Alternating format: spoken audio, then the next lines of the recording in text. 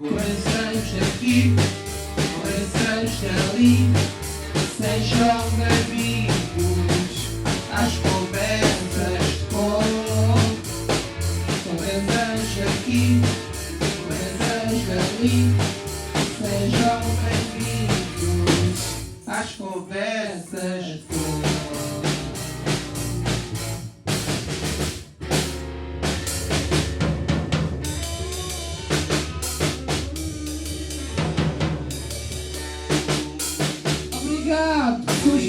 Obrigado, pessoal. Obrigado, pessoal. Olá, sejam bem-vindos e bem-vindas às Conversas sobre Autismo, podcast da Federação Portuguesa de Autismo, um projeto cofinanciado pelo INR. Esperamos que estas conversas contribuam para informar e sensibilizar o público em geral acerca do espectro do autismo e do papel das associações federadas junto das pessoas com autismo e das respectivas famílias. Esperamos também que este seja um espaço de partilha de informação e de experiências, construindo assim um retrato da realidade de cada associação federada e das pessoas com autismo em Portugal. Hoje, a conversa sobre autismo é com duas técnicas da Segurança Social, afetas ao Centro Distrital de Setúbal, a doutora Marinela Guilherme, do Núcleo de Respostas Sociais da Unidade de Desenvolvimento Social, e a doutora Dina Palma, da Unidade de Prestações e Contribuições. Muito obrigada a ambas por terem aceito o nosso convite e estarem aqui hoje à conversa connosco. Obrigada pelo convite. O principal objetivo deste podcast é informar e sensibilizar a população portuguesa acerca do espectro do autismo, de modo a promover, a proteger e a assegurar o exercício pleno e equitativo dos direitos e liberdades fundamentais das pessoas com deficiência e promover o respeito pela sua dignidade. Como tal, e não me querendo alongar mais, porque eu acho que a conversa hoje vai ser longa, vamos começar pelo início. Gostaria que apresentassem a vossa organização, para quem possa eventualmente não saber de que organização se trata, quais os objetivos desta instituição e as vossas funções nesta organização. Ora bem, o Instituto da Segurança Social é um instituto público, integrado na administração indireta do Estado, que é dotado de autonomia administrativa e financeira e tem património próprio. Nós perseguimos as atribuições do Ministério do Trabalho, Solidariedade e Segurança Social e estamos sobre a tutela e subintendência da Ministra. Neste caso, a Ministra atualmente é a doutora Ana Godinho. Nós temos jurisdição em todo o território nacional, sem prejuízo a algumas atribuições ou competências próprias das áreas regionais da Madeira e dos Açores. O Instituto da Segurança Social, a sede está sediada em Lisboa, mas para desenvolver a sua atividade no país conta com os serviços centrais, que também estão em Lisboa, com o Centro Nacional de Pensões, que também está no mesmo edifício, e ainda conta com 18 centros distritais, onde se inclui então o Centro Distrital de Setúbal. E também, como é óbvio, uma vasta rede de serviços de atendimento, não é? Porque além dos centros distritais, temos vários atendimentos espalhados mesmo dentro dos vários distritos. Quanto ao Centro Distrital de Setúbal, nós temos como diretora a doutora Luísa Ferreira Malhó. Organicamente temos 3 unidades, a Unidade de Prestações e Contribuições, a Unidade de Desenvolvimento Social e a Unidade de Apoio à Direção. Depois, dentro dessas unidades, temos diversos núcleos, são 13 no total, e depois dentro dos núcleos ainda se subdividem em equipas e setores, que são 11 equipas e 5 setores. Eu pertenço à Unidade de Prestações e Contribuições. A Unidade de Prestações e Contribuições, tal como o próprio nome indica, tem integrado diversos núcleos, o núcleo de identificação e qualificação e remunerações dos trabalhadores, tudo tem a ver com o registro de remunerações, o enquadramento. Temos o núcleo de contribuições, toda a gente sabe o que é. Depois também temos o núcleo de prestações de solidariedade, por exemplo, o complemento da PSI é tratado, é instruído por esse núcleo. Depois temos o núcleo de prestações previdenciais, como iremos falar do subsídio por assistência a filho com doença crónica ou doença oncológica ou deficiência, é este o núcleo que faz o tratamento desses pedidos, e depois, por fim, temos o núcleo de prestações familiares e deficiência, que é onde entregam todas as outras, a bonificação por deficiência, que vamos falar um bocadinho sobre isso, a prestação social para a inclusão, o componente base da prestação, e também vamos falar aqui do subsídio de educação especial, que também está enquadrado nesse núcleo. Pronto, agora passo aqui a palavra à minha colega para falar também um bocadinho da unidade dela. Obrigada, Dina. Obrigada por esta oportunidade. Para de facto, pode ser aqui assim uma hipótese das pessoas ficarem a conhecer um pouco mais daquilo que são os recursos que temos, que todos podemos ter acesso. Eu, neste momento, estou no núcleo de respostas sociais, que assegura aquilo que é o acompanhamento e o apoio técnico às instituições, com vista à promoção da qualidade daquilo que são os serviços prestados por elas. Este núcleo, portanto, insere-se na Unidade de Desenvolvimento Social, que tem depois muito mais núcleos dentro, mais uns quantos núcleos, e que eu penso que para agora não vale a pena estarmos a nomear todos. E pronto, e basicamente o núcleo, o NRS, assegura de facto aqui aquilo que é o funcionamento das respostas sociais, e que foi uma das matérias que a FPDA solicitou, de facto, aqui algum esclarecimento. Vamos começar. Eu já me estou a rir porque de facto este episódio eu acho que é dos mais intensos que vamos ter aqui neste podcast. Vamos começar pelos apoios sociais para crianças e jovens com deficiência. Quais são esses apoios sociais para esta faixa etária, crianças e jovens com deficiência? Quem tem direito a estes apoios? Como ter acesso? Essas coisinhas todas. Que já vi que estamos mais direcionados aqui para as crianças e para os jovens, agora, e não tanto para os adultos. Agora sim, e por esse motivo vamos começar por aí. Sim. Então, nós temos a bonificação por deficiência, que é mais conhecida, o termo mais comprido e extenso é a bonificação do abono de família para crianças e jovens com deficiências. O que é? É um acréscimo ao abono de família. Pronto, é um acréscimo ao abono de família, que é para crianças e jovens com deficiência até aos 10 anos, atualmente, e já vou falar da diferença entre o regime antigo e o regime mais recente, que por motivo de perda ou anormalia congénita ou adquirida de estrutura ou função psicológica, intelectual, fisiológica ou anatómica, se encontram em algumas das seguintes situações. Ou seja, têm que necessitar de apoio individualizado, pedagógico ou terapêutico específico, adequada à natureza e características da deficiência, como meio de impedir o seu agravamento, anular ou atenuar os seus efeitos e permitir a sua plena integração social, ou então têm que frequentar ou estar internados ou em condições de frequência ou de internamento em estabelecimentos especializados de reabilitação. Quem é que tem direito a estes apoios? O apoio é pago ao beneficiário, ou seja, ao beneficiário que tem a cargo essa criança.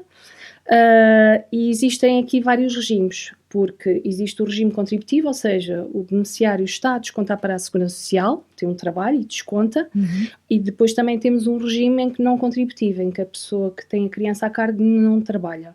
Pronto. No caso do regime contributivo, há obrigatoriamente um registro de remunerações que tem que ocorrer nos 12 últimos meses dos 14, nos primeiros 12 meses dos últimos 14, isto às vezes faz um bocadinho de confusão, a contar do momento em que é feito o pedido da bonificação. Depois, e há a exceção aqui dos pensionistas, porque não tem um registro de remunerações, e no entanto há pensionistas que também podem solicitar para os seus filhos, não é? Para os seus dependentes, a bonificação por deficiência. Depois, como vimos, a criança ou jovem também tem que ter alguns requisitos, tem que ter até aquela idade que falamos, até aos 10 anos, tem que necessitar do apoio, que também já falámos sobre essa questão, e pronto, por enquanto ficamos por aqui. Depois, se o beneficiário que tem a criança ou o jovem a cargo não descontar para a Segurança Social ou para qualquer outro regime de proteção social, até pode não ser para a Segurança Social, pode ser para a CGA ou para outro regime qualquer, e tem que existir aqui uma situação de carência. Pronto. Depois isto tem aqui uns certos valores, uma percentagem aqui do IAS para saber se tem ou não direito. E depois também temos a questão de haver aqui uma situação ou não de risco ou disfunção social que normalmente é avaliada pelos serviços de ação social competentes. Pronto, isto tem aqui sempre mais umas nuances. Claro. Depois, uma das coisas que é mesmo necessária, e o próprio nome indica, isto é uma bonificação ao abono de família, por isso já tem que existir o abono de família solicitado junto à Segurança Social, e aqui às vezes faz um pouco de confusão aos pais, neste caso aos progenitores, relativamente a isto. O abono tem vários escalões, não é? Do primeiro ao terceiro escalão o abono é pago, no quarto também até uma certa idade também é pago, e depois no quinto escalão, apesar de estar deferido, não dá direito a um pagamento. Isso não implica que a criança não possa ter direito à bonificação por deficiência, mesmo que não receba abono. Pronto, e às vezes há essa questão. O que acontece? Se não houver um abono já colocado e deferido, faz os 2 pedidos ao mesmo tempo. Isso não há qualquer problema. Depois, lá está, como ter então acesso à prestação. Tem que ser requerida, ou seja, isto não é de conhecimento oficioso por parte da Segurança Social. Todas estas prestações que vamos falar têm que ser sempre requeridas, tem que haver a iniciativa do particular, sempre. Normalmente os pedidos podem ser feitos junto então da Segurança Social, podem ser feitos diretamente nos serviços de atendimento ou podem ser enviados por carta, não é? As pessoas imprimem os formulários que estão todos disponíveis no site da Segurança Social. E para fazer então o pedido tem que entregar um formulário que se chama o RP 534. Pronto. E esse RP indica quais são os documentos todos que têm que ser entregues e facilmente também temos sempre, e também é outra ressalva que faço, existem sempre os guias práticos da Segurança Social por cada prestação que estão disponíveis online e que têm todas as informações necessárias, todas estas que vamos falar, certo, e algumas mais, até alguns exemplos práticos. Também remete para a legislação, remete para os formulários, por isso também se consultarem lá vão ficar completamente esclarecidos. Depois, se acumula com outros benefícios, sim. A bonificação por deficiência, como é óbvio, acumula com o abono de família para crianças e jovens e, como falámos, independentemente do escalão em que sejam inseridos. Também acumula com o abono de família pré-natal, com o subsídio por assistência à terceira pessoa, com o subsídio de educação especial, que também vamos falar, com o rendimento social de inserção, com pensão de sobrevivência, pensão de orfandade, elas são muitas, e subsídio de apoio ao cuidador informal principal. E depois temos a questão de até quando é que se pode pedir. Pronto. Pode ser pedido a todo o tempo. Isto é logo uma das indicações, é que pode ser pedido a todo o tempo. Depois, dependendo de quanto tempo é que vamos demorar a fazer o pedido, desde que é certificada a deficiência, é que poderá ser pago ou não com retroativos. E aí é que está a diferença. Ou seja, se o pedido for efetuado no prazo de 6 meses contados a partir do mês seguinte àquele em que se verificou a deficiência, é pago retroativamente desde a data em que do mês seguinte em que foi certificada a deficiência. Se já for após esses 6 meses, é pago a partir do mês seguinte ao requerimento. É só esta a diferença. Se for logo feito ali naqueles 6 meses a seguir à certificação, ainda pagamos com retroativos. Se só for feito depois desses 6 meses, é que pagamos a partir do mês seguinte. Pergunta. Quando falamos em certificação da deficiência, o que é isto? Normalmente o que é que acontece? Tal como falei, é entregue o formulário, deixa-me ver só aqui, que eu já guardei os papéis e eu não sei de cor. Entregamos o formulário RP 5034, não é? E esse formulário pede para ser acompanhado por alguns documentos. Ele acompanha com o modelo RP 539, que é a prova da deficiência. Essa prova normalmente é feita por quem? Pelo médico de família ou pelo médico da especialidade, ou seja, com esse formulário vamos ao médico de família ou ao médico da especialidade e ele com a sua vinhetazinha vai certificar Muito importante. Pronto. Depois, também têm que juntar, e isso é o normal, a composição e os rendimentos do agregado. Sim. Se bem que aqui os rendimentos do agregado só vão ter relevância para o abono de família e não para a deficiência, porque o valor que é pago é igual para todos. Depois, até quando é que se recebe? E aqui é que vamos começar a falar das diferenças entre o antes e o depois. Ora bem, como sabem, houve um alargamento da prestação social para a inclusão para as crianças e jovens. Esse alargamento entrou em vigor no dia 1 de outubro de 2019 e, como tal, teve que haver aqui um ajustamento à bonificação por deficiência. Então, quando os requerimentos foram entregues até 30 de nove de 2019, até à véspera da alteração da lei, as crianças, desde que mantenham as condições de atribuição, têm direito à bonificação até aos 24 anos.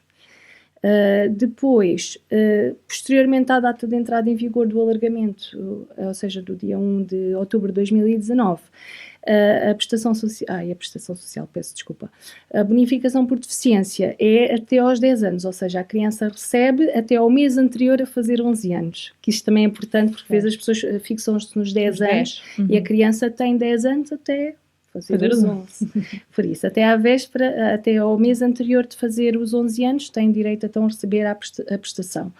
E agora a parte mais importante é quanto é que se recebe?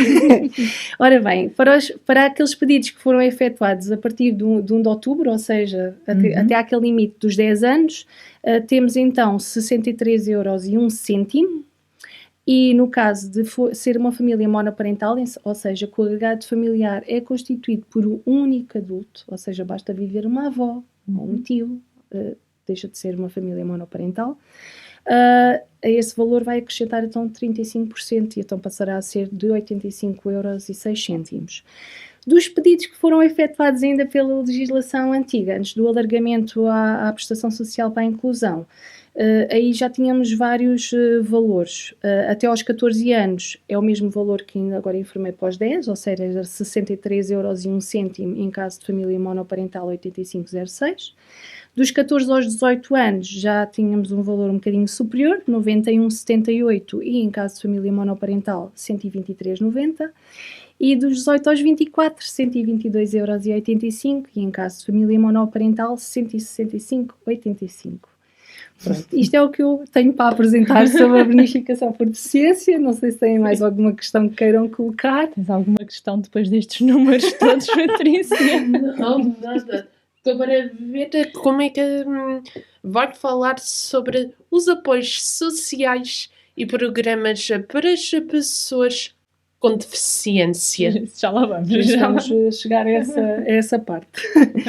Ora bem, depois temos a prestação então social para a inclusão, como falei há pouco. Foi alargada então às crianças, ou seja, desde o seu nascimento. Esse alargamento entrou em vigor a partir do dia 1 de outubro de 2019. E o que é uma prestação social para a inclusão, não é? É uma prestação mensal para pessoas com deficiência com grau de incapacidade igual ou superior a 60%. Essa certificação é feita através de um atestado multiusos. E essa incapacidade, pronto, à data do requerimento. E tem em vista a promover a autonomia e a inclusão social. Depois, esta prestação é composta por 3 componentes. É composta pela componente base, é composta pelo complemento e pela majoração. A componente base da prestação destina-se a compensar os encargos gerais acrescidos que resultam da condição de deficiência e, além de ser atribuída a novos requerentes, vem também substituir 3 prestações de deficiência, prestações que existiam e que deixaram de existir, que foi o subsídio mensal vitalício, a pensão social de invalidez e a pensão de invalidez dos regimes transitórios dos trabalhadores agrícolas. Depois temos o complemento da prestação, que constitui um reforço ao montante que já é pago pela componente base, ou seja, vai acrescer a esse montante, e tem como objetivo combater a pobreza das pessoas com deficiência ou incapacidade.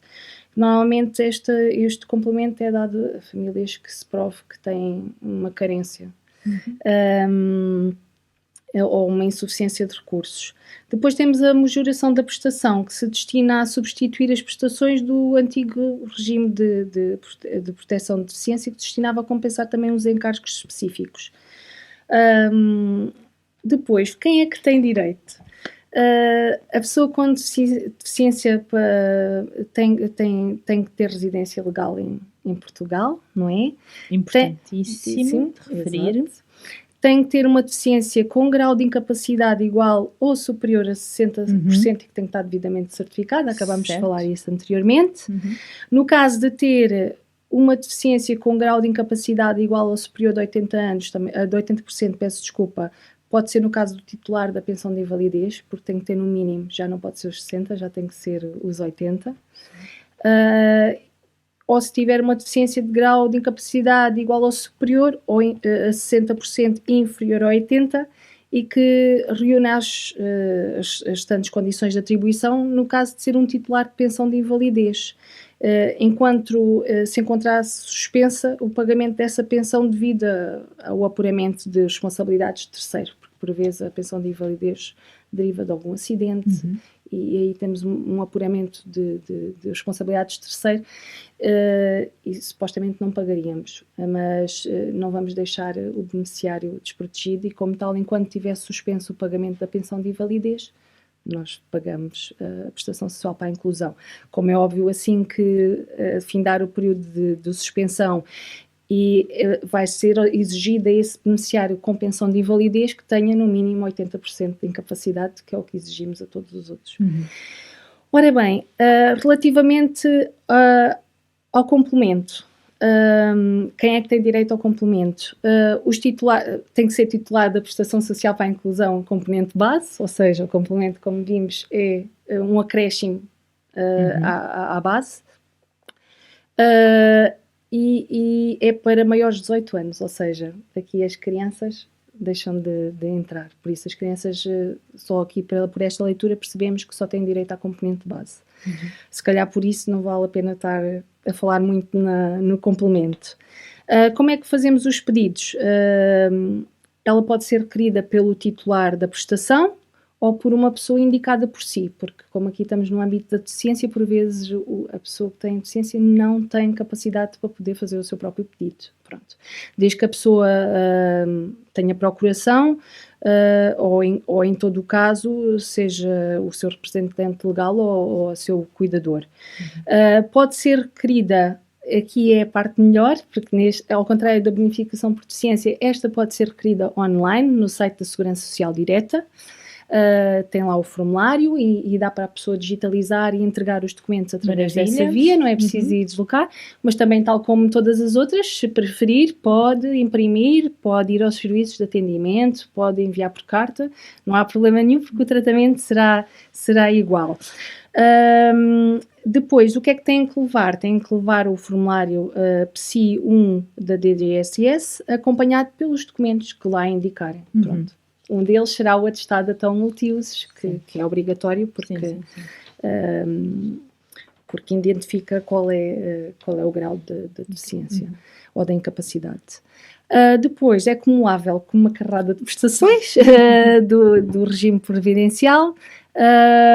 No caso da pensão de invalidez, como falámos, só é acumulável se a pessoa tiver uma incapacidade superior a 80%, ou seja, se um beneficiário tem uma capacidade de 78% e é requerente, ou neste caso beneficiário de pensão de invalidez, for requerer a PSI, vai ser indeferida, porque necessita de ter mais do que 80%. Pensões de viuvez, prestações por encargos familiares, o abono, a bonificação por deficiência não, como vimos, como protege o mesmo, a mesma eventualidade, não são acumuláveis, ao pé de um, ao pé do outro. Por isso, por exemplo, no caso de uma criança, ou fica com a bonificação por deficiência até aos 10 anos e depois passa para a PSI, ou pode requerer desde que nasce a PSI e mantê-la até aos 18 anos. Aqui é uma questão de opção. Aqui só uma pequena nuance. Depois complemento por dependência, complemento por cônjuge a cargo, rendimento social de inserção, todas estas informações estão todas disponíveis no site. Aqui, só uma ressalva, a prestação social para a inclusão não é acumulável com o subsídio por assistência de terceira pessoa. No entanto, se a pessoa já estiver a receber o subsídio de assistência à terceira pessoa antes de requerer a PSI, elas são acumuláveis. Se estiver a receber a PSI e for pedir o subsídio por assistência à terceira pessoa, já não vai ter direito. Por isso elas são acumuláveis só nessa condição. Tem que ser pedido um antes do outro. Depois, quanto ao valor, só vou falar aqui no valor então das crianças. O valor das crianças e jovens com idade inferior a 18 anos, o valor mensal é de 137,65, é 50% do valor base que pode ser atribuído máximo aos adultos, mas neste caso é este valor, independentemente dos rendimentos que a criança tenha. Não sei se tem mais alguma questão para colocar aqui sobre este. Não.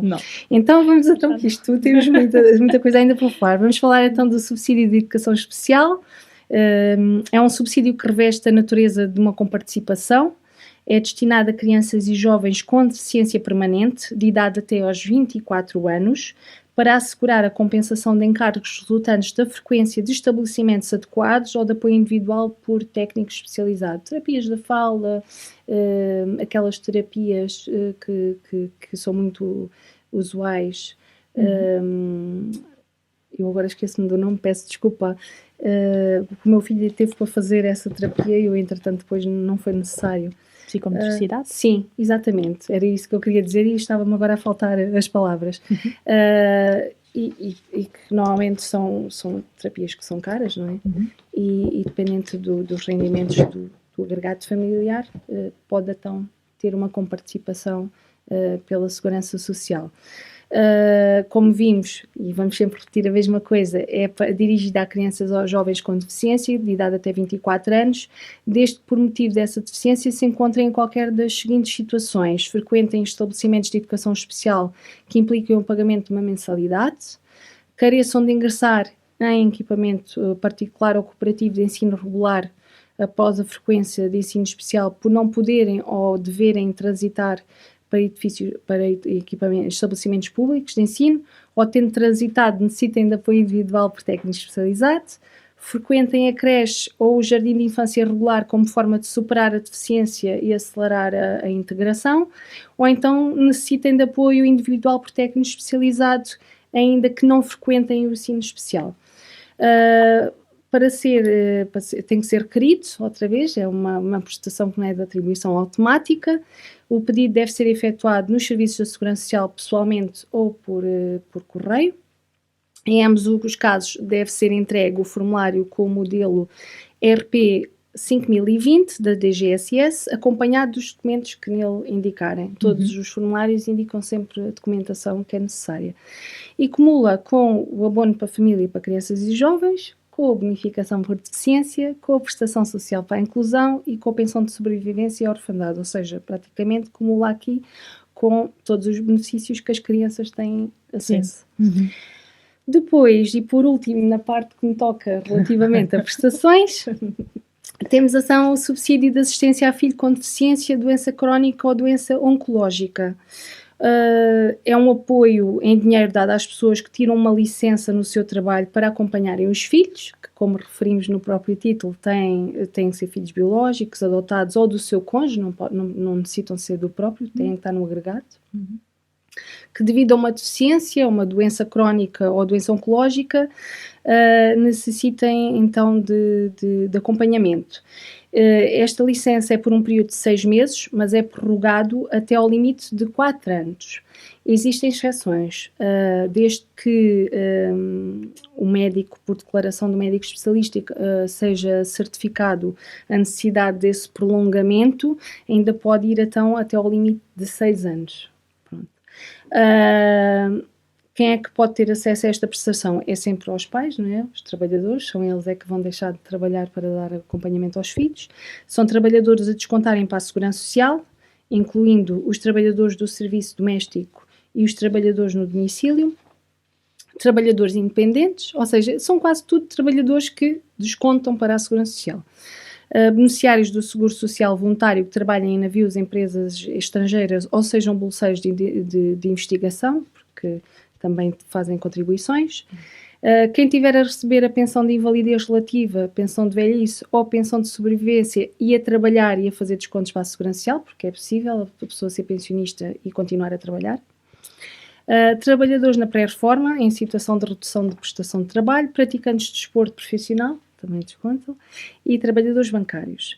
As condições para a atribuição, no caso da criança, já repetimos diversas vezes, tem que ter uma deficiência, uma doença crónica ou uma doença oncológica comprovada pelo médico, fazer parte do agregado familiar do beneficiário ou morar com ele.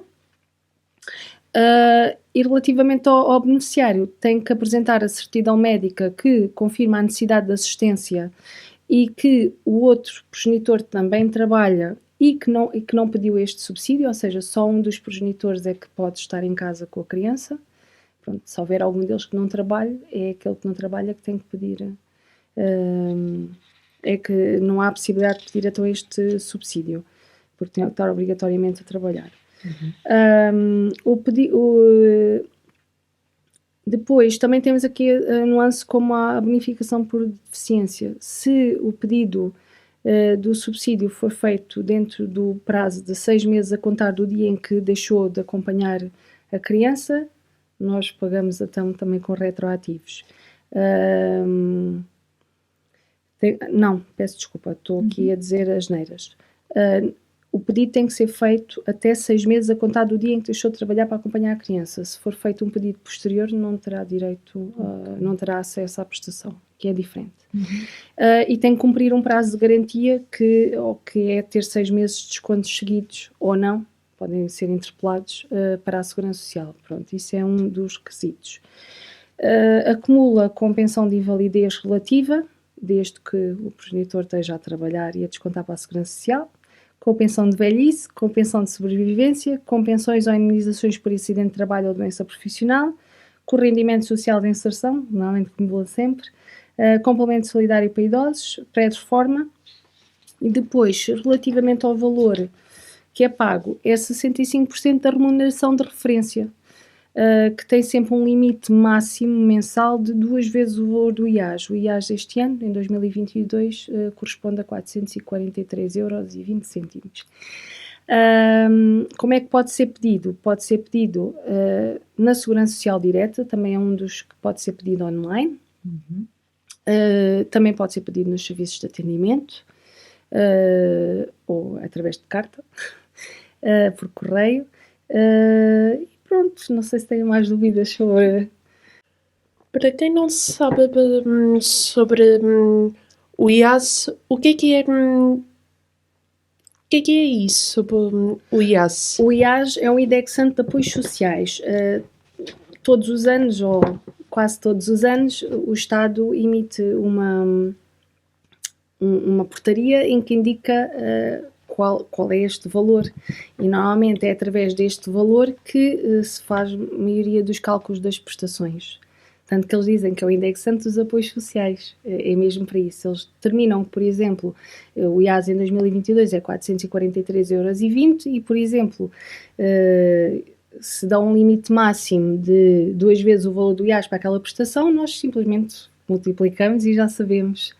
Pronto, mas isso é uma questão que é criada pelo Estado. O Estado é tal como o ordenado mínimo, não é? Todos os anos também sobe e também todos os anos sai uma portaria ou um decreto a informar qual é o valor e nós depois associamos também as nossas prestações a esses valores que são emitidos. Que outros apoios para crianças ou programas para crianças e jovens? Existe mais alguma coisa que queiram transmitir? Bem, eu penso que aqui a doutora Dina fez-nos aqui uma apresentação de tudo quanto são aquelas que são as prestações sociais que estão disponíveis, portanto, para apoiar, neste caso, as crianças e jovens e respectivas famílias. Efetivamente,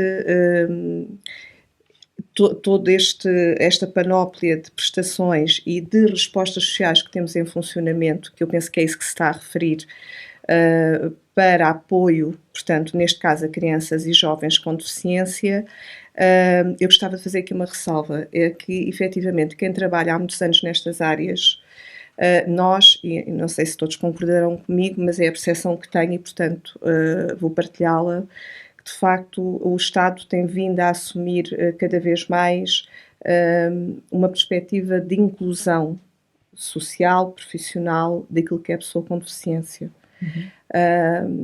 Toda a parte, quer de prestações, quer das respostas que vão sendo colocadas em funcionamento ou adequadas ao funcionamento daquelas que já existem,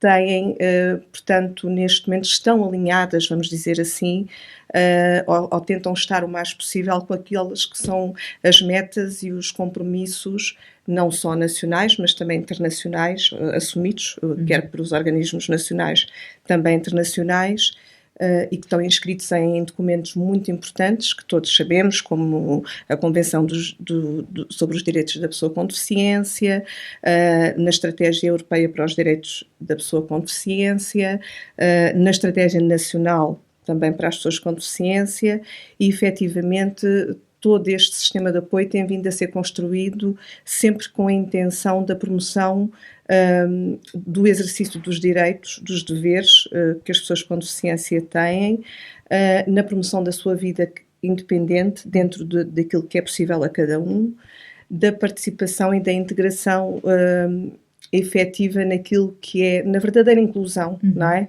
Na sociedade. Portanto, juntando a tudo isto que a doutora Dina nos deu a conhecer, temos também um conjunto de respostas sociais que visam apoiar as crianças e os jovens com deficiência. Algumas funcionam em todos os distritos do país, outras funcionam, por exemplo, em Setúbal não temos todas as respostas a funcionar, portanto. Mas, em concreto, portanto, para as crianças e jovens, o que é que temos neste momento a funcionar? Temos os CARPETs, que são os Centros de Atendimento, Acompanhamento e Reabilitação Social para Pessoas com Deficiência e Incapacidade, e que, no fundo, são centros que apoiam do ponto de vista do acompanhamento, do atendimento, da reabilitação, portanto, quer a pessoa com deficiência, mas também o apoio às famílias, ao cuidador informal, e que tem várias modalidades de atendimento. Depois temos outra resposta social também em funcionamento, que é talvez a mais conhecida em termos das crianças, que é a intervenção precoce, e que se destina a crianças, enquanto na anterior não temos uma idade nem mínima nem máxima para beneficiar dessa resposta, na intervenção precoce ela destina-se a crianças dos 0 aos 6 anos, ok? Quem é que pode ter acesso a esta resposta? Crianças que tenham alterações nas funções ou nas estruturas do corpo que limitem o seu crescimento, a sua participação nas atividades diárias que são típicas da sua idade, pronto. Algumas apresentam riscos mais graves de desenvolvimento, outras menos, mas efetivamente podem beneficiar desta resposta social. Depois, eu estou a falar de respostas até aos 18 anos, ok? Pronto. Depois temos também o Serviço de Transporte e Acompanhamento, e daquilo que eu julgo saber, esta resposta está localizada na cidade de Lisboa e do Porto. Não sei se existe em mais algum distrito do país, e se existir peço já desculpa, mas do conhecimento que tenho é de facto nestas duas cidades, e que no fundo é garantir o transporte, o acesso das pessoas com deficiência a serviços de reabilitação, a serviços de saúde, pronto, e que por N motivos não tenham outra forma de o fazer. Temos também os centros de férias, que também é uma resposta social destinada às pessoas com deficiência, independentemente da sua idade, e que, no fundo, como o próprio nome indica, é uma oportunidade de lazer, de satisfação, quebra da rotina, portanto, e que também é muito essencial para o equilíbrio quer das pessoas com deficiência, quer também dos seus cuidadores. Temos também, até aos 18 anos, os lares residenciais, portanto, ou lares de apoio. Os lares de apoio é uma resposta que neste momento até vai ser alvo de análise. O que temos neste momento mais, de forma mais disseminada, são os lares residenciais, e que são, como o próprio nome indica, uma resposta residencial a partir dos 16 anos, ok? E que se destina a pessoas com deficiência e tem um caráter, pode ser permanente, mas também pode ser temporário, e que se destina a pessoas com deficiência maiores de 16 anos que por algum motivo não possam estar no seu agregado familiar, nas suas habitações, e que tenham que encontrar uma outra solução para residir. Pronto. Do ponto de vista dos apoios, todas estas respostas, penso que é importante clarificar este aspecto, são promovidas, são dinamizadas por instituições. Portanto, não é a Segurança Social diretamente, no presente momento, já o fez, mas no presente momento, que tem essas respostas em funcionamento. Portanto, são instituições que o fazem, portanto, e que representam o Estado nesta missão. Portanto, somos aqui parceiros, vamos dizer assim, nesta missão. Como é que eu posso saber, como mãe, portanto, onde é que eu posso ter acesso a uma resposta desta, não é? Pronto. Existe uma forma muito fácil neste momento, que é online. Existe portanto, uma base que se chama Carta Social. É cartasocial.pt.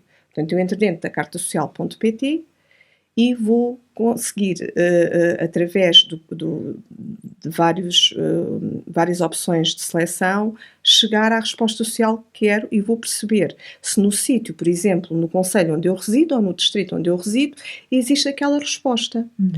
Imaginemos que eu identifico, efetivamente, há um CARPT a qual eu queria ter acesso, está lá o contacto da instituição, das instituições que têm aquela resposta em funcionamento. Então aí o procedimento é contactar diretamente a instituição e fazer a minha inscrição. Ok? Pronto. Todas as inscrições em todas as respostas sociais, quer para crianças e jovens, quer para adultos com deficiência, no caso das respostas sociais, não são feitas na Segurança Social, são feitas diretamente nas instituições. Na área da deficiência, a maioria destas instituições são as conhecidas IPSS, ou equiparadas legalmente. Também temos algumas de cariz privado, algumas respostas, mas maioritariamente são desenvolvidas por IPSS, que efetivamente têm já essa missão. Algumas são também paralelamente ONG-PDs, portanto, organizações de facto não governamentais na área das pessoas com deficiência, que prestam, portanto, este serviço. Com a base da resposta anterior, porquê que é aos 18 e não mais? Por causa dos lares? Não, os lares não é aos 18, a idade é 16. Tinha dito aos 18. Não, aos 18. Estas respostas... Ou então expliquei-me...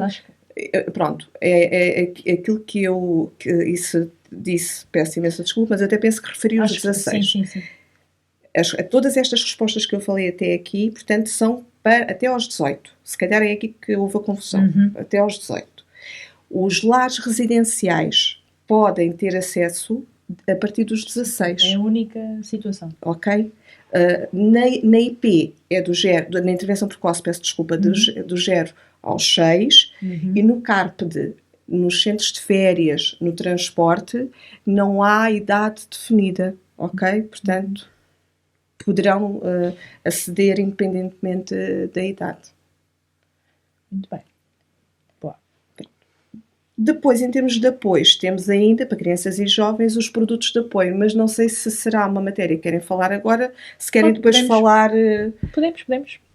Sim, pronto, deixar fluir. Os produtos de apoio, portanto, o que é que temos neste momento? Temos um sistema, que também todos conhecemos, que é o Sistema de Atribuição de Produtos de Apoio, o vulgo SAPA, em que existem, portanto, algumas entidades financiadoras e uma dessas entidades é o Instituto de Segurança Social. Pronto.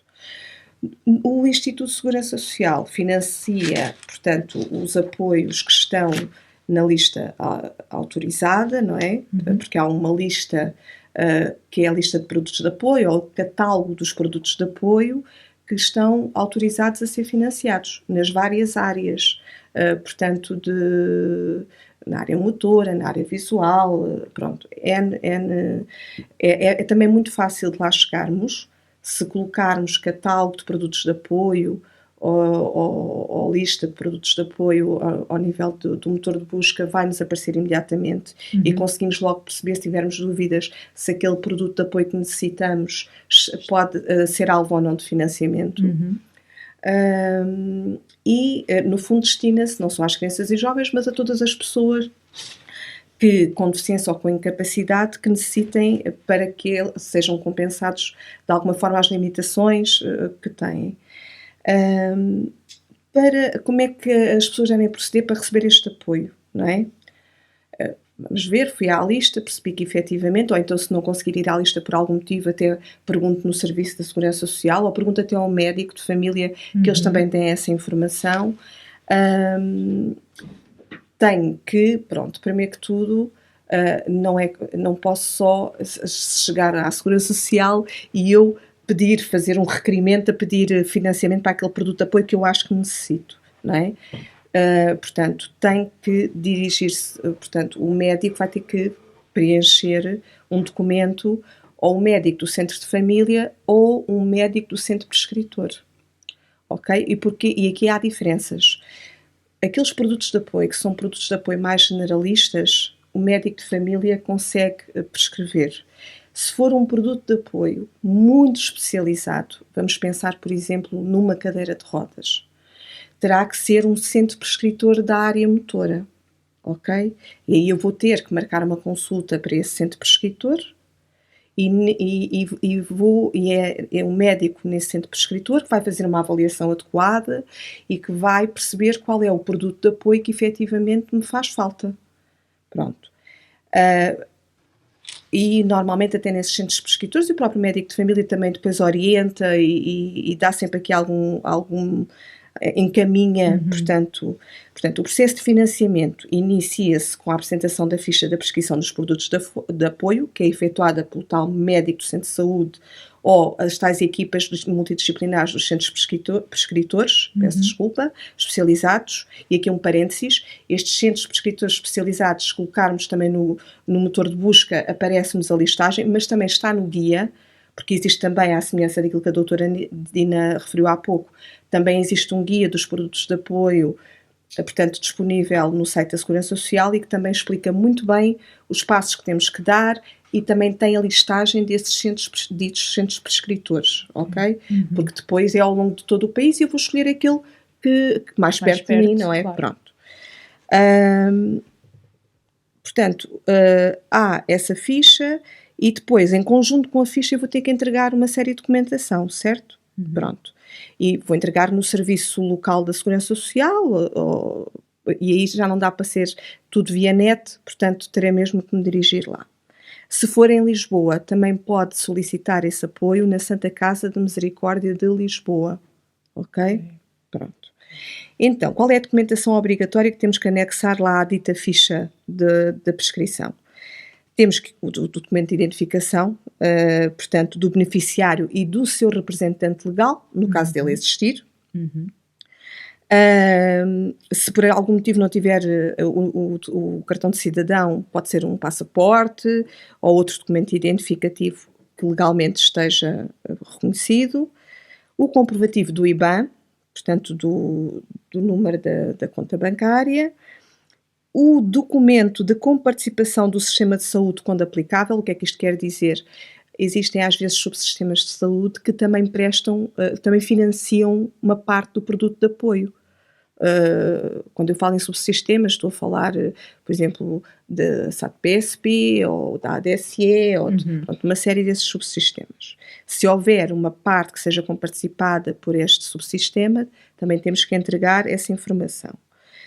ou da empresa seguradora. Imaginem, como disse há pouco a doutora Dina, às vezes as deficiências e as incapacidades ocorrem por força de um acidente, certo? E a seguradora acaba por financiar, portanto, parte, imaginemos, dos produtos de apoio, ou parte do produto de apoio. Então também temos que levar essa informação. Temos que levar, portanto, quando é, por exemplo, vamos pedir a adaptação de um carro ou de um ciclomotor, em que também é possível, porque nessa lista de produtos de apoio também estão uma série de mecanismos de adaptação dos veículos. Então aí eu tenho que entregar o registro de propriedade desse carro, está bem? Desse veículo, não tem que ser o carro. Tudo isso vai para o apoio social para as pessoas com a deficiência? Para os produtos de apoio. Para os produtos de apoio, Patrícia. Se eu quiser pedir um produto de apoio, pedir o financiamento para que me paguem esse produto de apoio, eu vou ter que entregar tudo isto. Depois, teremos que entregar relatórios médicos, portanto, que fundamentam a questão da necessidade do produto, e 3 orçamentos no mínimo. Têm que ir 3 orçamentos. Portanto, a pessoa, imaginemos que é uma cadeira de rodas, vai pedir 3 orçamentos em casas, portanto, especializadas, em casas diferentes, para entregar juntamente com o processo, para depois, quando vai ser avaliado o processo, estar já, portanto, aquilo que é o preço do produto, e depois será optado qual é que será escolhido pela equipa que faz estas avaliações, qual é que é o orçamento que deve ser atendido. Atenção, que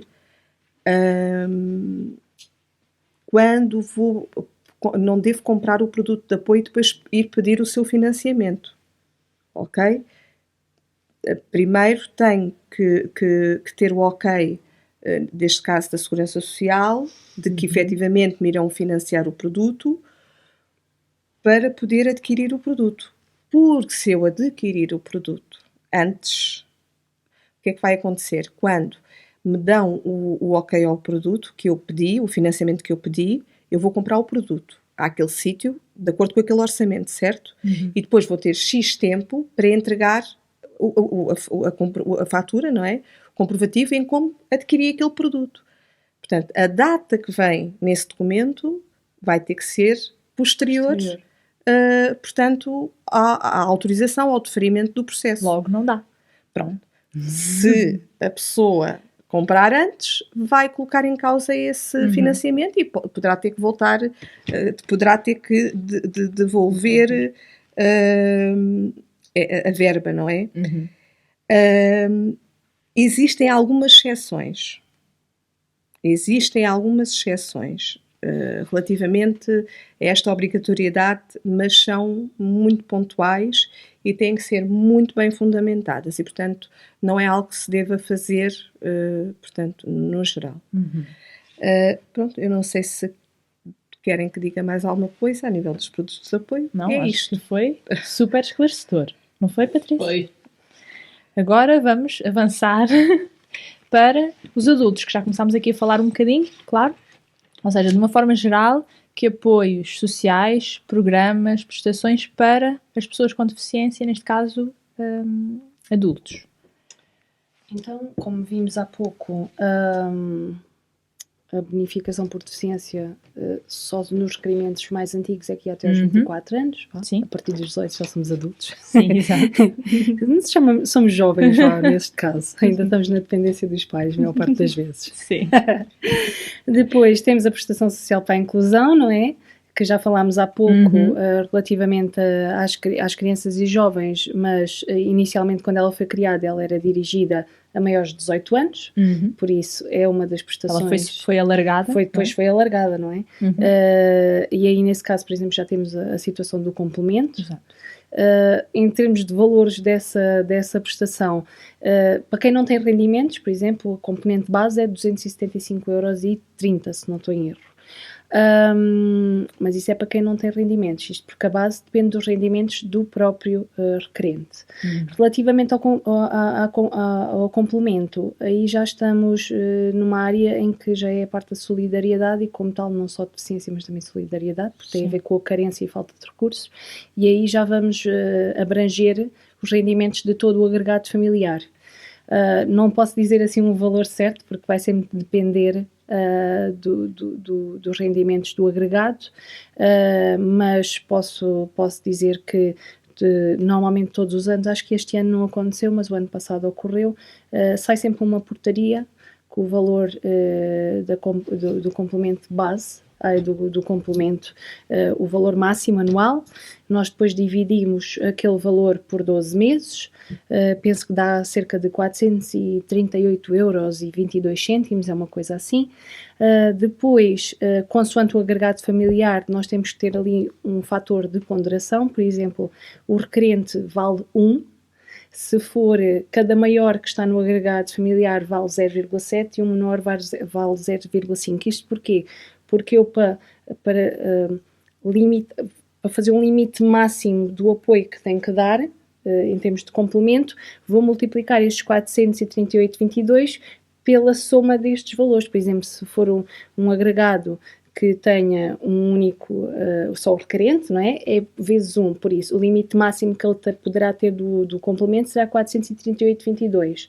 E aí tirarei o valor dos rendimentos mensais, da média mensal que eu vou apurar daquele ano.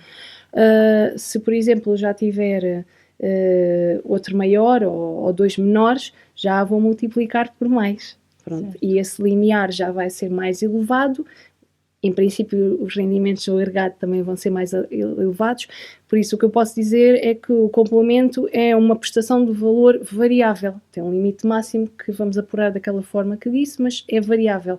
Não é possível aqui dizermos qual vai ser o valor, terá que ser verificado caso a caso. Depois, o que é que nós temos mais assim para adultos? Temos agora a situação do cuidador informal, mas confesso que não me preparei para falar sobre adultos, tendo em conta o nosso guião, não me preparei, mas posso dizer que isso também, toda a informação está prevista na Segurança Social direta. Depois também tínhamos a situação para falarmos sobre os balcões da inclusão. Sim. Pronto. Que também acho que é uma questão que deixa algumas dúvidas, mas que é uma questão muito interessante para falarmos. Foram criados os balcões de inclusão, que são serviços de atendimento especializados sobre a temática da deficiência e da incapacidade e que visam melhorar a prestação de informação às pessoas com deficiência e às suas famílias, não é? E até outras pessoas que até possam não ter, queiram também ter mais informações sobre essas questões. Uma entidade pode querer saber como é que funciona. Não é que um balcão de atendimento normal da Segurança Social não possa dar informações sobre esta matéria, mas, como é óbvio e como já falámos, existem muitas prestações sociais em diversas áreas, desemprego, parentalidade, deficiência, familiares, e ter um balcão direcionado mesmo para a área da deficiência é melhor, não é? Claro. Digamos que acabamos de ter ali uma pessoa mais qualificada para aquela área. Qual é a visão? É garantir então o atendimento personalizado e qualificado, efetuar o encaminhamento dos cidadãos na resolução dos problemas e prestar um apoio necessário ao estabelecimento dos contactos com outros organismos da administração pública na área da deficiência e da reabilitação também, com competência para a resolução das situações apresentadas, porque por vezes há certas situações que são apresentadas nos balcões de inclusão que não são resolvidas pela Segurança Social. Por exemplo, estava a ver se via aqui, por exemplo, respostas que, por exemplo, existam ao âmbito das autarquias ou no âmbito de serviços de saúde ou de educação ou mesmo do Instituto de Emprego e Formação Profissional, entre outros, que por vezes as pessoas vêm perguntar aos balcões de inclusão e não é a área da segurança social, e então vamos então encaminhar para aquelas entidades.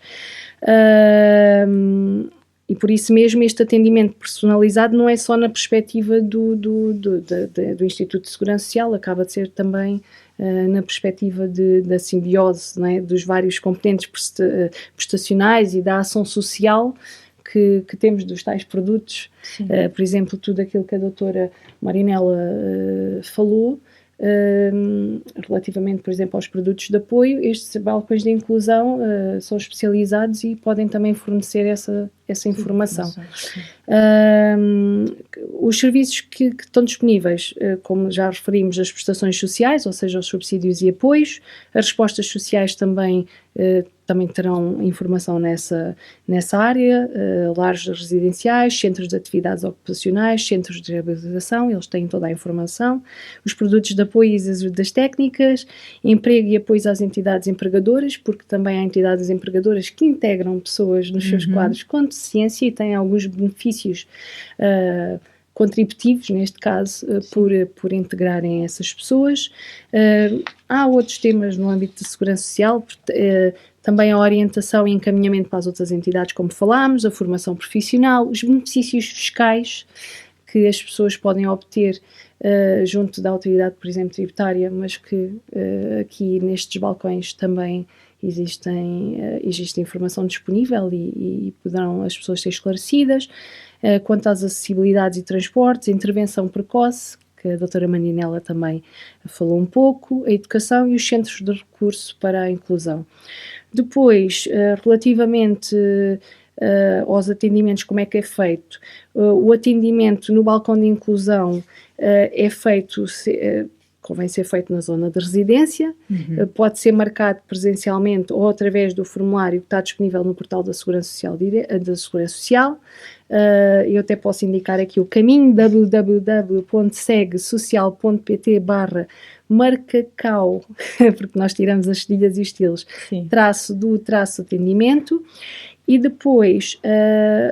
outra informação importante é que estes balcões da inclusão só existem nas sedes dos centros distritais de cada distrito. Por isso, neste caso em Setúbal, ela está sediada no nosso serviço de atendimento, na sede. Depois, também podem fazer a marcação e também podem entrar em contacto para esse balcão através da linha telefónica da Segurança Social, que é o 300 502 502, ou então pelo 21 054 5400, nos dias úteis e feriados municipais, porque os feriados municipais não são feriados para nós, entre as 9 e as 18 horas. Também, se quiserem fazer a marcação através de e-mail, também o podem fazer para o nosso centro distrital, para o nosso correio eletrónico institucional, que também vou indicar, que é o cdss-setúbal@seg-social.pt. No caso de quem nos está a ouvir for do outro distrito, basta substituir, é sempre CDSS, e basta substituir, por exemplo, o Setúbal pelo distrito. Por exemplo, Lisboa, CDSS Lisboa, CDSS Porto, CDSS Porto Alegre, e por aí afora, e todo o resto é igual. A única coisa que pedimos é que quando enviam esse e-mail a pedir a marcação, e dado que este e-mail institucional é a caixa geral e que recebemos de todo o tipo de correspondência através dela, que coloquem no assunto o balcão de inclusão, porque assim será feita uma triagem muito mais rápida e a resposta será assegurada com maior celeridade do que se não colocarem nada no assunto ou colocarem um assunto completamente diferente. Não se consegue identificar. E todas estas informações estão sempre disponíveis no nosso site. Pronto. Precisamente. Sim. Não. Ia dizer que, portanto, falta-nos aqui falar de uma série de respostas sociais, agora já dirigida a pessoas depois dos 18 anos. Isso. E que, no fundo, são também as mais procuradas, portanto, porque até aos 18 anos, efetivamente, a pessoa com deficiência, do ponto de vista, por exemplo, do seu percurso escolar, neste momento, está integrado e, portanto, e bem. E a partir dos 18 anos, as coisas às vezes complicam-se, não é? Sim. Pronto. Então, o que é que temos em termos de respostas? Pronto, para além daquelas que já falámos, temos os CACIs, que foram regulamentados agora em 2021 e que são os Centros de Atividades e Capacitação para a Inclusão, que vieram substituir os vulgos CAUs, portanto, Centros de Atividades Ocupacional. Portanto, na generalidade, o que é que o CACI pretende? Capacitar e promover a capacitação da pessoa com deficiência, partindo do reconhecimento daquilo que são as suas potencialidades individuais, os seus interesses e um aspecto que é muito realçado em todos estes diplomas, estes novos diplomas, não que já em algumas instituições, em algumas intervenções já tínhamos todos um bocadinho essa perspectiva, mas agora efetivamente está ali escrito, não é? Que de facto a participação ativa da pessoa com deficiência neste processo não pode ser de outra maneira, não é? Porque se queremos verdadeiramente promover a capacitação e incluir não pode ser de uma outra forma. Nos CACIs temos 5 tipologias de atividades previstas, ou seja, nem todo o jovem ou adulto, porque temos jovens com 18 anos nos CACIs, como temos 70 com 70 anos nos CACIs, pronto. E nem todos vão, portanto, estar nas mesmas atividades, pronto. Temos atividades que nós dizemos que são as atividades de cariz ocupacional, temos as atividades terapêuticas, intervenções terapêuticas, ao nível das reabilitações, da estimulação, não é? Porque às vezes não é só o ganhar capacidades e competências, mas também a não perder as que temos. As atividades de interação com o meio, no fundo, aquilo que já se pretendia com os CAUs e que se vai reforçar com esta questão do CACI, que é o sair para fora, não é? O CAU não é um fim, o CACI neste caso, peço desculpa, não é um fim em si mesmo, a pessoa pode lá estar integrada, mas as atividades não têm que ser todas lá feitas, certo? O sair para a comunidade é isso também uma das coisas que se pretende. As atividades socialmente úteis, que são as conhecidas ASUs, que toda a gente conhece, toda a gente deste meio, claro, e atividades de qualificação para a inclusão social e profissional. Esta resposta destina-se a maiores de 18 anos, portanto com menos de 18 anos não é possível. Na antiga legislação de CAU podiam aceder a partir dos 16, mas isto também tem a ver com os alinhamentos das escolaridades obrigatórias. Sim. E portanto é a partir dos 18 anos. Depois temos também as residências de autonomização e inclusão, que vieram substituir também, vieram recentemente, foram regulamentadas recentemente e vieram substituir as chamadas residências autónomas, e que no fundo é uma habitação, pode ser um andar, pode ser uma moradia ou outra coisa similar, onde as pessoas com deficiência, um grupo nunca mais do que 5 pessoas, portanto podem viver. Qual é o grande objetivo da inclusão de uma pessoa com deficiência numa RAI, portanto numa residência de autonomização e inclusão? Para além de dar uma resposta residencial, como é óbvio, uma necessidade residencial, é também apoiar a pessoa de forma a que ela consiga construir mais facilmente um projeto de vida autónomo, independente, portanto, normalmente estas residências pretende-se que elas estejam sempre inseridas no meio da comunidade, para que de facto seja possível essa verdadeira inclusão e que as pessoas possam participar na vida da comunidade como outro cidadão ou outra cidadã faria.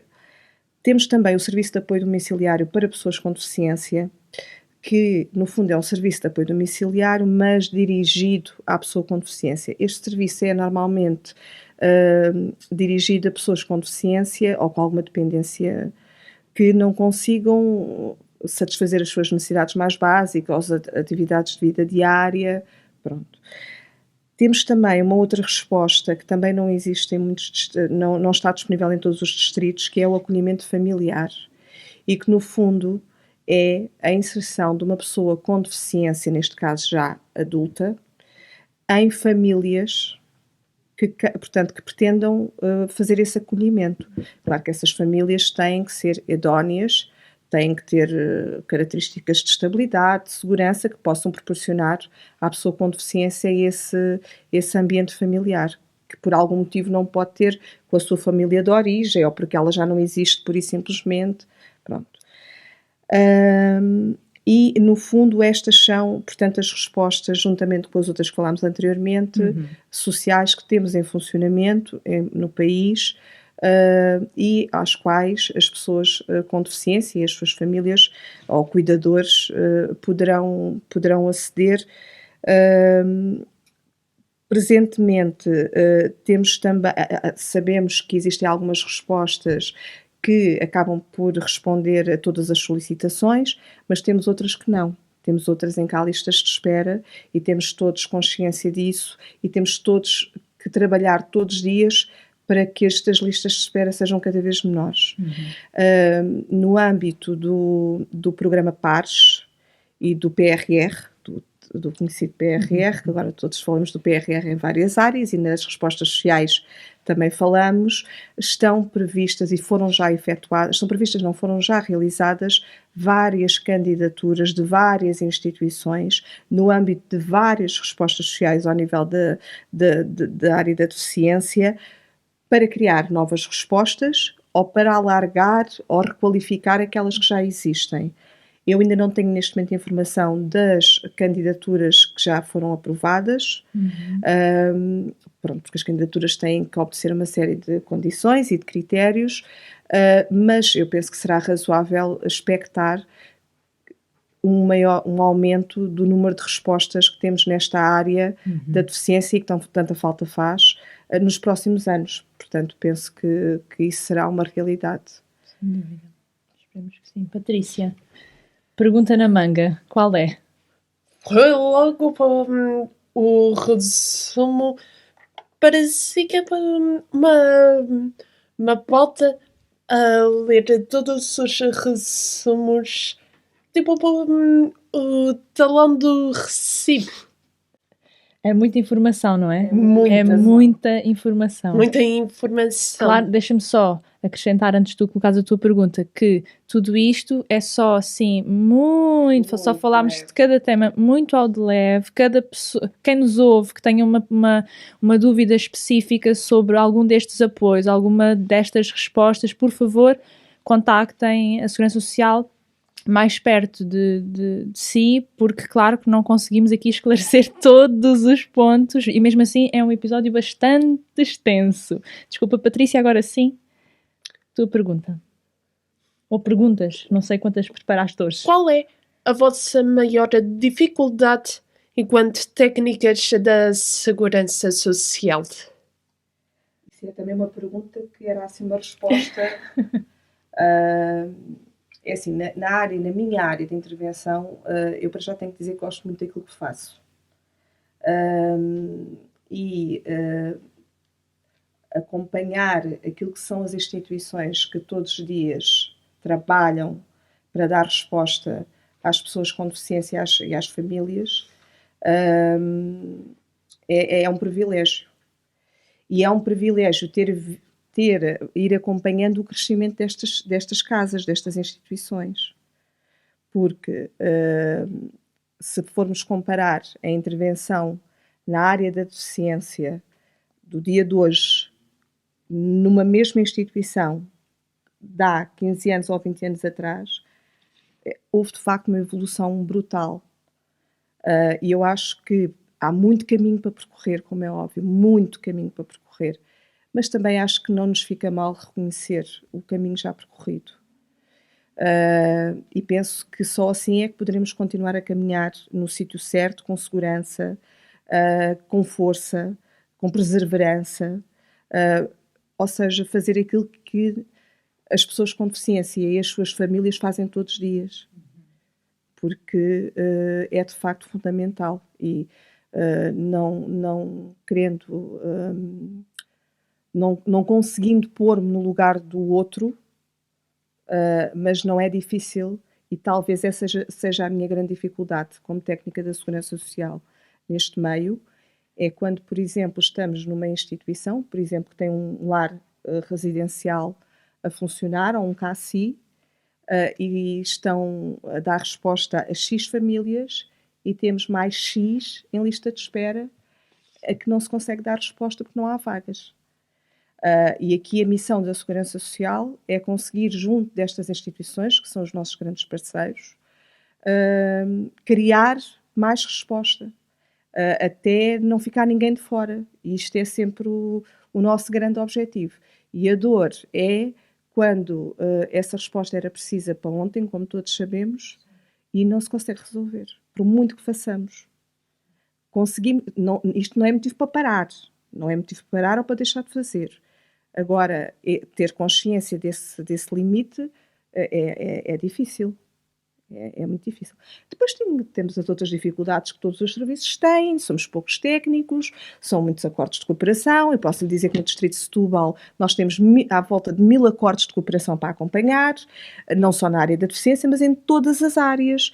Portanto, neste momento a equipa, e só estou a falar das IPSS, portanto, porque os acordos de cooperação a gente estabelece com as IPSS. Depois há uma outra equipa que faz acompanhamento das instituições privadas. Pronto. E, de facto, também posso apresentar essa dificuldade. Mas, no fundo, isso são aquelas dificuldades que são transversais a todos os serviços e a todos os trabalhos públicos, privados. Somos sempre poucos, não é? Para aquilo que há para fazer. Mas, continuo a dizer, vou terminar como comecei. Gosto mesmo muito de trabalhar nesta área. A área da deficiência é uma área que me apaixona e que eu estou sempre disponível para aprender, porque aprendo sempre imenso. Porque é uma área que a caminhada é sempre muita. É algo que é apaixonante, é algo que nos dá coisas todos os dias. Não quer dizer que as outras áreas não nos tragam também muitas aprendizagens, mas a área da deficiência é uma área que quem lá está, quem está a trabalhar, quem está a intervir tecnicamente, tem normalmente, daquilo que é a minha experiência, peço desculpa se não é a experiência dos outros, mas a minha experiência diz-me que normalmente estas pessoas que alicerçaram toda a intervenção nesta área têm ligações pessoais, têm uma ligação pessoal, não é só uma ligação técnica. Isto faz toda a diferença. Portanto, bem-ajam por tudo isso que me deixam aprender. E a Dina? E eu acompanho a minha colega, a doutora Marinela. Eu não trabalho na Segurança Social assim há tanto tempo quanto isso. Eu vim de outra instituição pública, vim de uma Câmara Municipal, só trabalho na Segurança Social há cerca de 3 anos. Quando fui confrontada com a orgânica, né, onde fui colocada, neste caso, a Unidade de Prestações e Contribuições, percebi que a Segurança Social é um mundo enorme. A nível de prestações, então, como falámos, não temos só as prestações de deficiência, temos muito mais do que isso. O meu entendimento é o mesmo que a minha colega. Nós estamos aqui a trabalhar todos os dias em prol dos nossos beneficiários. Os nossos recursos, por vezes humanos, não são tanto quanto nós gostaríamos, mas trabalhamos com aquilo que temos. Por vezes, às vezes, não conseguimos fazer mais, ou a lei não nos permite, ou é o que acontece muitas vezes. Há certas situações, temos sempre que avaliar as situações caso a caso. Eu, no âmbito da deficiência, não trabalho muito. Como disse, a minha área é muito mais o trabalhar as reclamações dos beneficiários.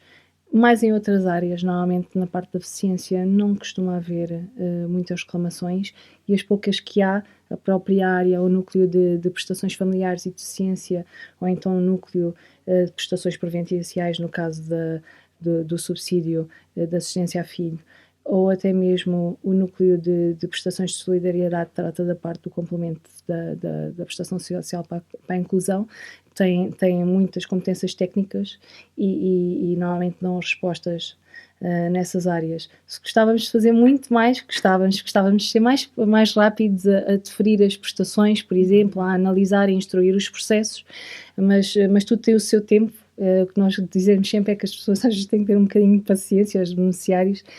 Nós percebemos que normalmente as famílias da área da deficiência, com os acréscimos que têm, devido, por exemplo, a necessitarem, por exemplo, de alguma cadeira de rodas, ou necessitam logo de uma resposta e que seja dada aquela prestação ou seja dado aquele apoio, mas cada vez mais as pessoas recorrem à segurança social e cada vez mais temos requerimentos e processos para tratar e costumamos dizer somos os mesmos.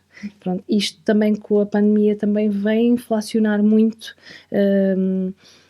os pedidos que são efetuados à segurança social em todas as áreas e acabamos por às vezes não conseguir chegar a todo lado ao mesmo tempo, mas trabalhamos e estamos ali cheios de força para continuar a ajudar o próximo e a ter esta proximidade, cada vez mais uma proximidade com os beneficiários. Muito obrigada a ambas, foi muito bom, eu acho que foi muito esclarecedor. Muito obrigada. Para quem nos está a ouvir, se gostaram desta conversa, partilhem nas vossas redes sociais para chegarmos ainda a mais pessoas. Deem-nos o vosso feedback, é muito importante para nós. Podem fazê-lo através das nossas redes sociais, Facebook, Instagram, YouTube. Ativem o sininho no Spotify e no YouTube para receberem as notificações sempre que sair um novo episódio. E claro, visitem o nosso site, subscrevam a nossa newsletter para se manterem a par das notícias da Federação e das nossas associações federadas. Muito obrigada, encontramos-nos na próxima conversa sobre autismo. Corações aqui, corações ali, sejam bem-vindos às conversas com corações aqui, corações ali.